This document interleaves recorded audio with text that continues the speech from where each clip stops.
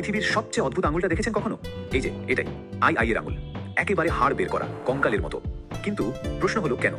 এর আসল রহস্যটা কিন্তু লুকিয়ে আছে এর ডিএনএতে। জানেন, এই প্রাণীটা তার পুরো বংশের শেষ সদস্য। একবার ভাবুন তো ব্যাপারটা। আজ থেকে প্রায় 5.5 কোটি বছর আগে, যখন আমাদের পূর্বপুরুষদেরও ঠিকমতো অস্তিত্ব ছিল না, তখন থেকেই ও একা নিজের আলাদা পথে হেঁটেছে।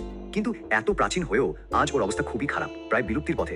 সমস্যাটা হলো ওর জেনেটিক ডাইভার্সিটি, মানে টিকে থাকার জন্য যে জিনগত বৈচিত্র্য দরকার সেটা প্রায় শূন্যের কোঠায়। মানে ওর কাছে লড়াই করার জন্য কোনো অস্ত্রই নেই, বলতে পারেন একেবারে খাদের কিনারে এসে দাঁড়িয়েছে। তবে সম্প্রতি বিজ্ঞানীরা যা করেছেন তা এক কথায় অবিশ্বাস্য। তারা এর পুরো জেনেটিক ম্যাপটা, মানে ওর ব্লুপ্রিন্টটা আনলক করে ফেলেছেন। ব্যাপারটা অনেকটা যেন এক প্রাচীন ধাঁধার সমাধান করে ফেলার মতো।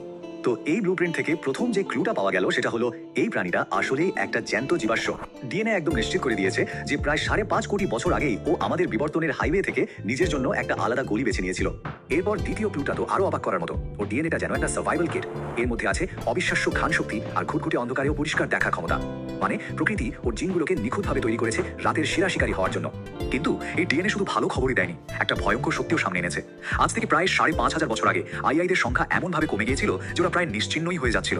আর জানেন এই জেনেটিক ক্রাইম সিনের সময়টা ঠিক কখনকার? ঠিক সেই সময় যখন মাদাগাস্কারে প্রথম মানুষের পা পড়েছিল। ভাবা যায়, মানে ওর আজকের এই সংকটের শিকড়টা আসলে লুকিয়ে আছে হাজার হাজার বছর পুরনো সেই ইতিহাসে। কিন্তু গল্পটা এখানেই শেষ নয়। ডিএনএ আরো বলছে খুব বেশি দিন আগের কথা না, মাত্র 35 বছর আগে ওদের সংখ্যায় আরেকটা বড় ধাক্কা লাগে। আর এবারের কারণটা খুব সহজ, বন জঙ্গল কেটে ফেলা, মানে আমাদের নিজেদেরই কাজ। তাহলে এখন প্রশ্ন হলো এর ভবিষ্যৎ কি? দেখুন, এই যে জেনেটিক ব্লুপ্রিন্টটা পাওয়া গেল, এটা কিন্তু শুধু কিছু ডেটা নয়, এটা আক্ষরিক অর্থেই কে বাঁচানোর একটা বাস্তব রোডম্যাপ। তাহলে শেষ কথা কি দাঁড়ালো? বিজ্ঞানীদের হাতে এখন সেই চাবিকাঠিটা চলে এসেছে, যেটা দিয়ে বিবর্তনের এই অদ্ভুত সুন্দর সৃষ্টিটাকে বিলুপ্তির হাত থেকে বাঁচানো সম্ভব। আসল প্রশ্নটা হলো, আমরা সেই চাবিটা ঠিক মতো ব্যবহার করতে পারবো তো?